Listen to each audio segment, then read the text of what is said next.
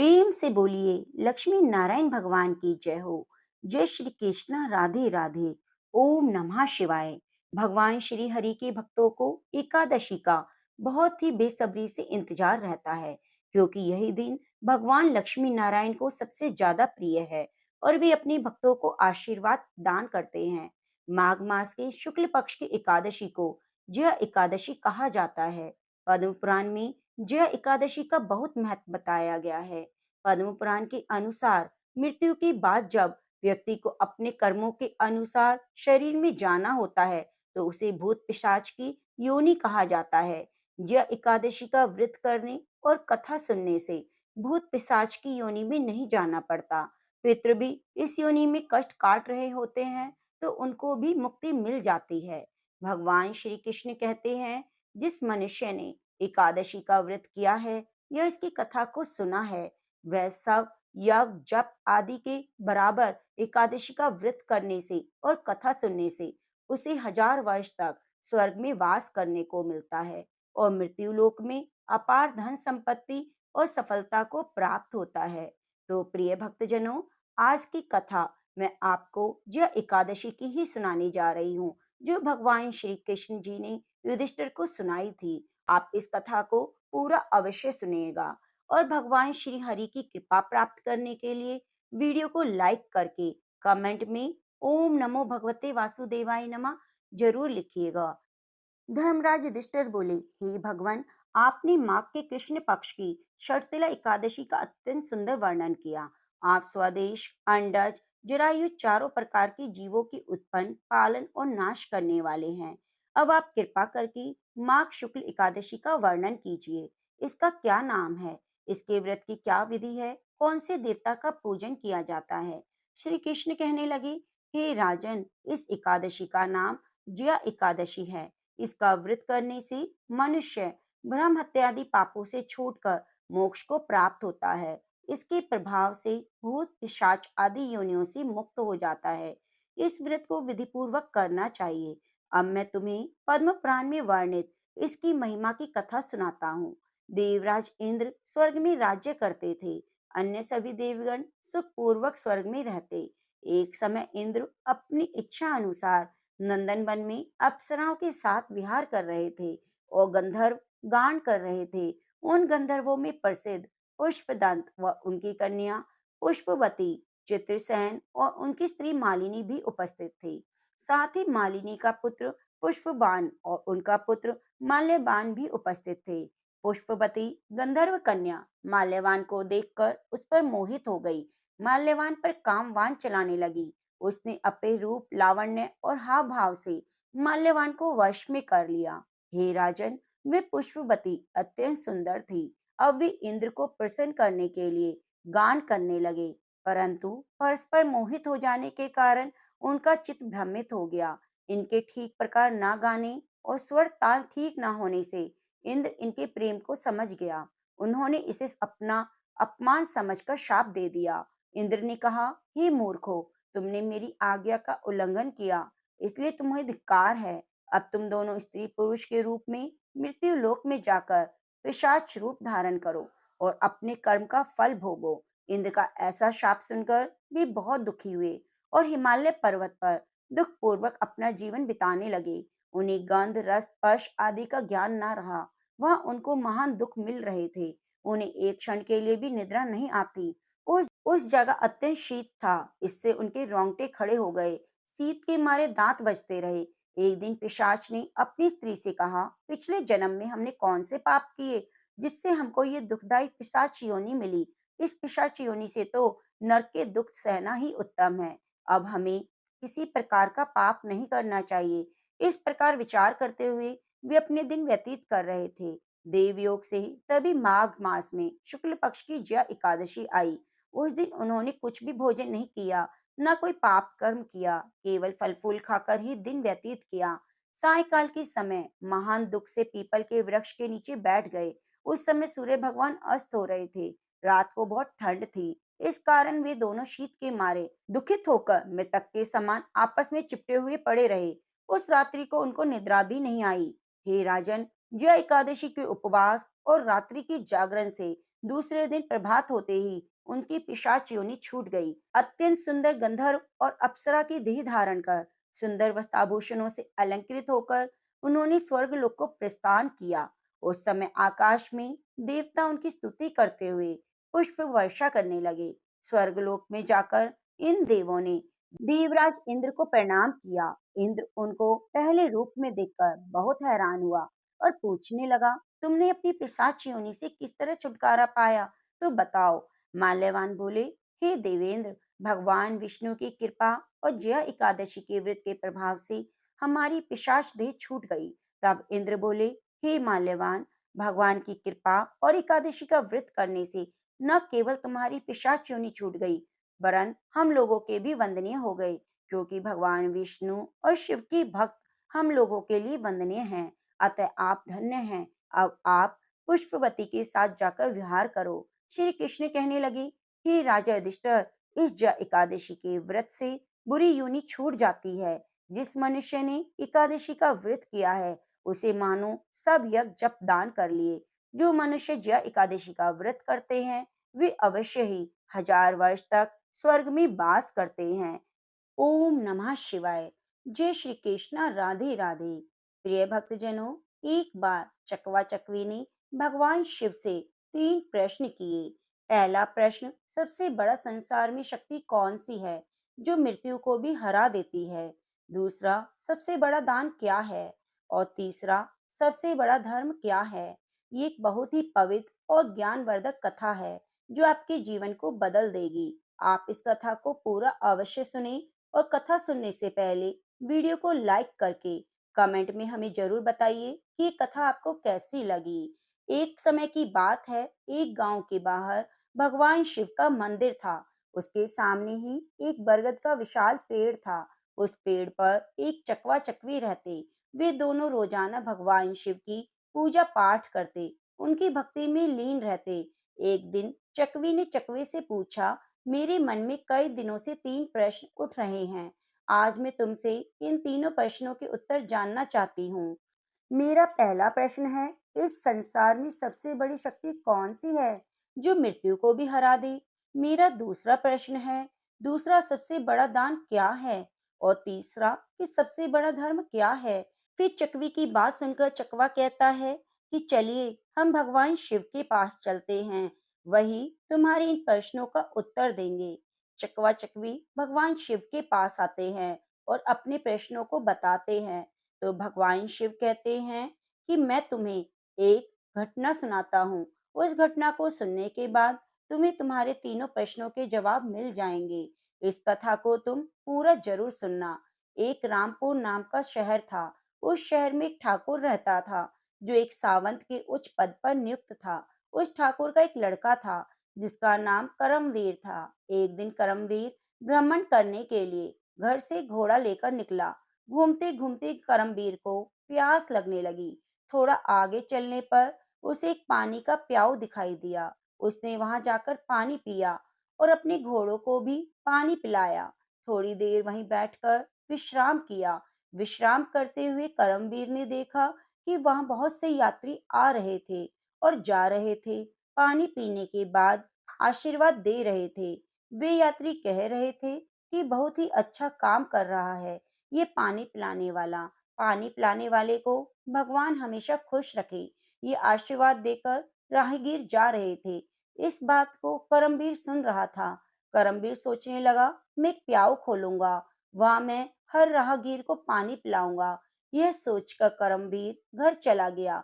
अपने पिता सामंत से कहने लगा, पिताजी, मुझे किसी काम के लिए आपकी आवश्यकता है।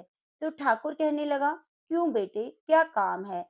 तब करमवीर ने कहा, पिताजी, मैं पानी पिलाने के लिए प्याऊ खोलना चाहता हूँ। तो ठाकुर कहने लगा, हमारे घर में क्या कमी है, हम एक प्याऊ खुलवा देंगे, उस पर एक नौकर रख देंगे। तो वह करमवीर उस ठाकुर से कहने लगा, नहीं पिताजी, मैं अपने हाथों से पानी पिलाऊंगा। सावंत पुत्र की बात मान लेता है और करमवीर के लिए प्याऊ खुलवा देता है। अब करमवीर एक ऐसे स्थान पर प्याऊ बना लेता है जहाँ 5-5 किलोमीटर तक पानी की व्यवस्था नहीं थी। वहां उस रास्ते पर जितने भी राहगीर आते पानी पीकर आगे बढ़ जाते। फिर एक दिन चार यमदूत एक मनुष्य की आत्मा को लेकर करमबीर के पड़ोसी गांव से जा रहे थे। फिर यमदूत ने देखा कि प्याऊ बना हुआ है, तो वे चारों अपना वेश बदलकर उस प्याऊ पर पहुंच गए। वहां जाकर उन्होंने पानी पिया और पानी पीने के बाद चारों यमदूत उस आत्मा को लेकर चले जाते हैं। उसके बाद जब भी यमदूत उस क्षेत्र में आते तो करमबीर के प्याऊ पर पानी पीकर जाते। एक दिन करमबीर ने जब उन्हें देखा तो कहने लगा, भाई तुम 4 दिन पहले आए थे, तुम अब कहाँ जा रहे हो और तुम कौन हो? तब वे चारों कहने लगे, हम व्यापार करते हैं, इस रास्ते से 2-4 दिन में आते जाते रहते हैं। तब करमबीर को उनकी बातों पर विश्वास हो जाता है। फिर करमबीर उन चारों को हर बार की तरह स्वागत करता, मीठा और ठंडा पानी पिलाता। धीरे धीरे समय बीतने लगा। जब भी वे यमदूत आते तो करमबीर उन्हें पानी पिलाता। अब चारों यमदूत करमबीर के मित्र बन गए।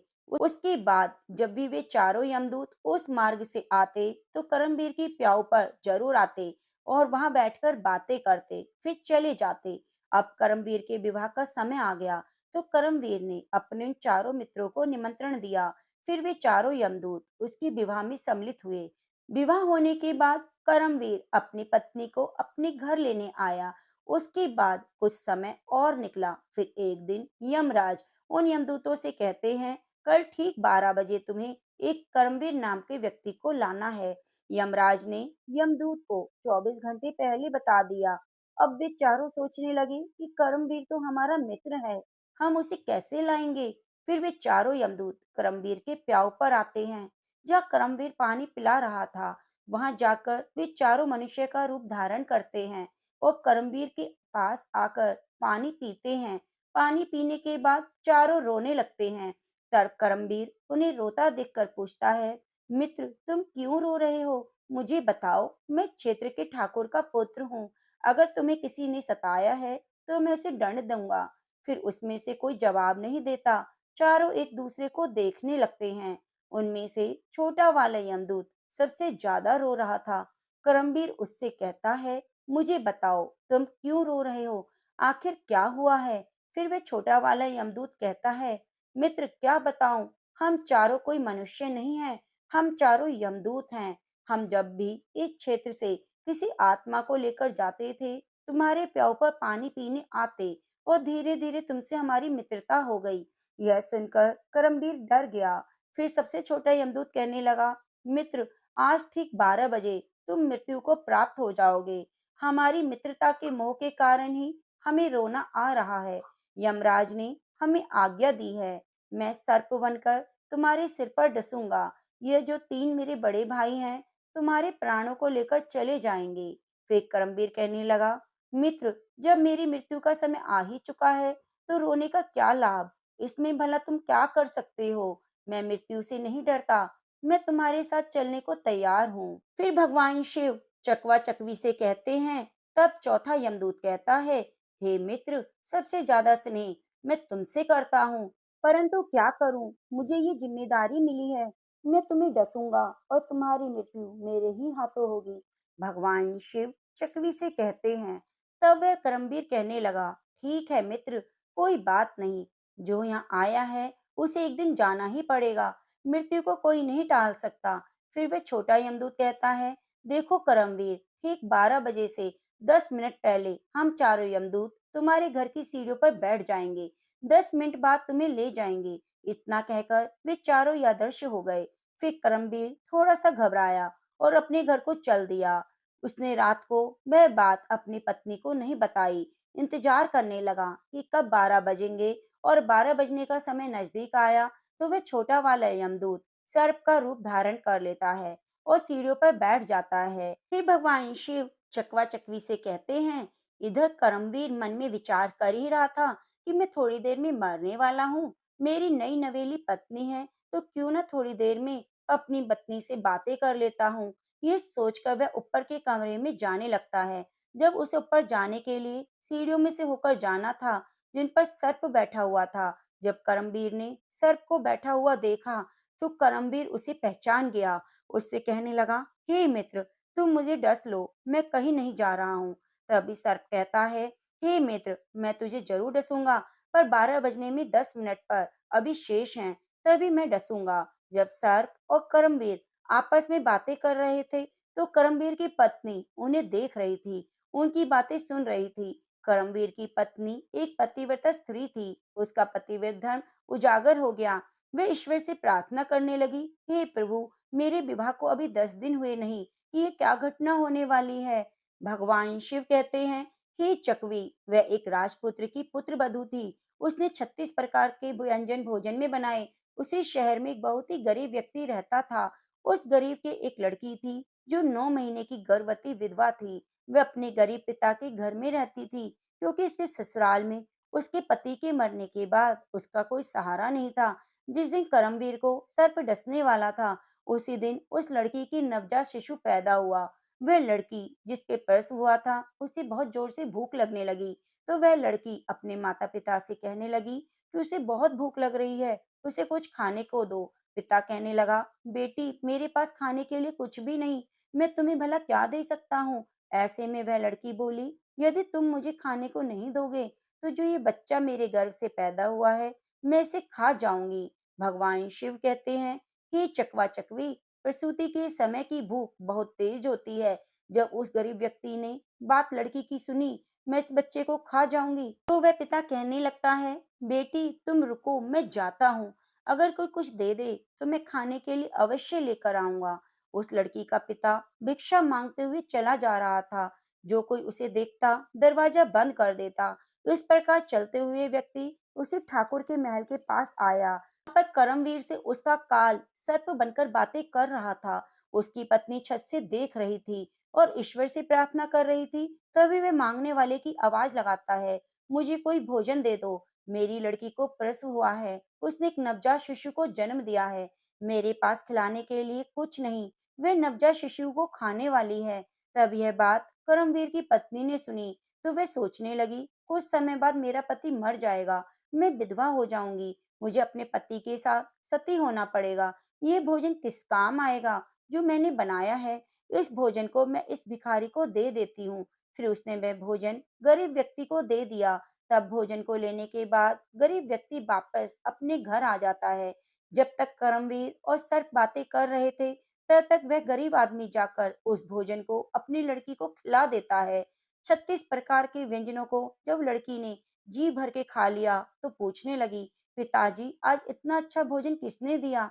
तब उसके पिता ने कहा, बेटी, हमारे गांव के ठाकुर साहब की जो पुत्र वधू है, जिसका अभी अभी विवाह हुआ है, उसने ये भोजन दिया है। तो वह लड़की कहने लगी, हे भगवान, उसका सुहाग अमर रहे। उस लड़की ने आत्मा से आशीष दिया कि उस औरत का सुहाग अमर रहे। फिर भगवान श्री हरि का सिंहासन हिल गया, तो उन्होंने नारद मुनि को बुलाया और कहा, मृत्यु लोक में देखकर आओ, मेरे किसी भक्त पर बहुत बड़ा संकट है, जिस कारण मेरा सिंहासन हिल रहा है। तब नारद मुनि भगवान श्री हरि की आज्ञा के अनुसार देखते हैं कि भगवान का सिंहासन क्यों हिल रहा है। तो वे देखकर बताते हैं, एक बिल्कुल भूखी आत्मा, जिसने कुछ समय पहले एक नवजात शिशु को जन्म दिया, भूख से व्याकुल थी। उसने भोजन मिलने के कारण उसकी अंतरात्मा से कह दिया कि भोजन देने वाली औरत का सुहाग अमर रहे, उसका पति जीवित रहे। लेकिन उधर यमराज ने उसके पति के प्राण लेने के लिए यमदूतों को भेज दिया था। बस 10 मिनट बाद ही उसके प्राण लेने वाले थे। फिर भगवान शिव कहते हैं, हे चकवा चकवी। फिर नारद मुनि भगवान श्री हरि से कहते हैं, प्रकृति के नियमों के अनुसार कर्मवीर की मृत्यु का समय आ गया है। उसे लेने यमदूत उसके घर बैठे हुए हैं। उधर एक दिव्य आत्मा ने अपनी संपूर्ण शक्ति से करमवीर की पत्नी को आशीष दे दिया कि इस औरत का सुहाग अमर रहे।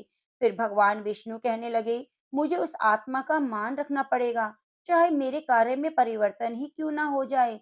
भगवान विष्णु अपने भक्त की रक्षा करने के लिए उस प्रसव वाली लड़की की आत्मा के वचन को उस करमवीर पर कवच बनाकर डाल देते हैं।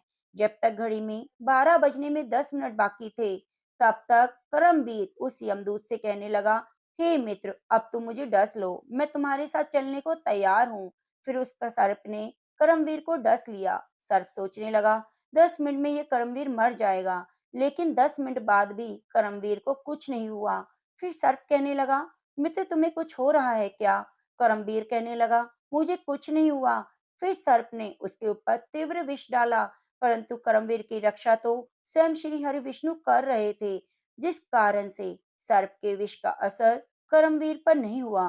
कर्मवीर सर्प से कहने लगा, मित्र तुम मुझे पूरी ताकत से डसो। वे चारों यमराज के पास पहुंच गए और यमराज से कहने लगे, हे यमराज, हमने बहुत प्रयत्न किया, परंतु कर्मवीर नामक व्यक्ति पर जहर का असर नहीं हुआ। फिर यमराज ने अपनी दिव्य दृष्टि से देखा कि उस कर्मवीर के शरीर की 3 जगह से रक्त बह रहा है, लेकिन कर्मवीर को कुछ नहीं हुआ। तभी यमराज भगवान विष्णु के पास जाते हैं और कहते हैं, हे प्रभु, मैं अपने पद से इस्तीफा देना चाहता हूँ। भगवान विष्णु कहने लगे, क्या हुआ? तब यमराज ने कहा, हे प्रभु, प्रकृति के नियम में परिवर्तन हो गया। जिस व्यक्ति की मृत्यु का समय आ गया था, वे 3 बार प्रहार करने पर भी नहीं मरा। इसका क्या कारण है? तब भगवान विष्णु समझाते हैं, हे यमराज, ये आत्मा की शक्ति है।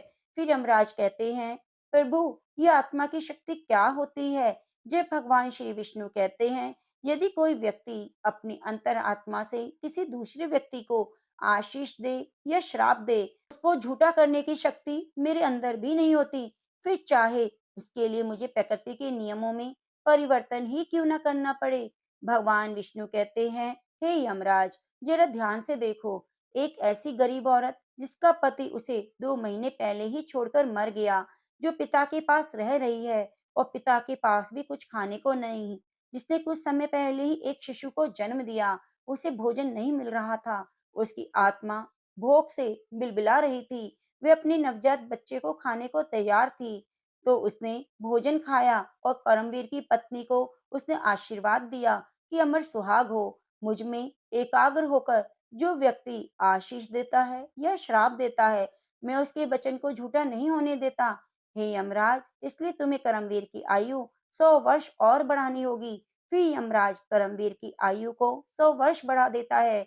भगवान शिव कहते हैं, ये चकवा चकवी, तुम्हारा पहला प्रश्न था कि सबसे बड़ी शक्ति कौन सी है जो मृत्यु को भी हरा देती है। तो समझ लो, सबसे बड़ी शक्ति आत्मा की शक्ति है। यदि कोई व्यक्ति आत्मा से आशीर्वाद दे तो भगवान भी उसे टाल नहीं सकता। तुम्हारा दूसरा प्रश्न था, सबसे बड़ा दान क्या है? तो अन्न का दान ही महादान है, क्योंकि अन्न का दान सबसे बड़ा दान है। भूखे को भोजन कराना सबसे बड़ा दान होता है। तुम्हारा तीसरा प्रश्न था, सबसे बड़ा धर्म क्या है? जहाँ आवश्यकता हो उस स्थान पर दिया गया दान सबसे बड़ा धर्म है। वह धर्म नहीं होता जहाँ जिसकी आवश्यकता नहीं होती। वही धर्म सबसे बड़ा होता है जहाँ जिसकी आवश्यकता हो। आप दान कर रहे हो तो वह दान बड़ा नहीं, वह फलीभूत नहीं होगा, क्योंकि जहाँ उसकी आवश्यकता नहीं, वहां पर किए गए दान का कोई महत्व नहीं होता। करमवीर ने एक ऐसी जगह पर प्याऊ लगाया जहां पर पानी की व्यवस्था नहीं थी, तो वही धर्म सबसे बड़ा धर्म है। चकवा चकवी भगवान शिव से कहते हैं, हे भगवान शिव, हमें अपने तीनों प्रश्नों के उत्तर बहुत अच्छी तरह से समझ आ गए। आपने हमारे प्रश्नों का उत्तर देकर हमारे मन की व्यथा को सुलझा दिया। मानव जीवन के लिए ये तीनों प्रश्नों के उत्तर बहुत ही मंगलकारी होंगे। यदि मनुष्य अपने जीवन में इन तीनों प्रश्नों के उत्तरों को अच्छे से समझ जाता है और निभाता है, तो उसके जीवन में आने वाले सभी कष्ट बाधाएं दूर हो जाएंगी और भगवान श्री हरि की कृपा उन्हें सदा मिलती रहेगी। तो प्रेम से बोलिए, ओम नमः शिवाय। जय श्री हरि विष्णु। ओम नमो भगवते वासुदेवाय नमः। प्रिय मित्रों, हमारे चैनल को आप सब्सक्राइब जरूर कीजिए और बगल में बनी घंटी को दबाना ना भूलें। कथा पसंद आई है तो कमेंट बॉक्स में हर हर महादेव, ओम नमो भगवते वासुदेवाय नमः जरूर लिखिए। मिलते हैं अगली वीडियो के साथ। नमस्कार।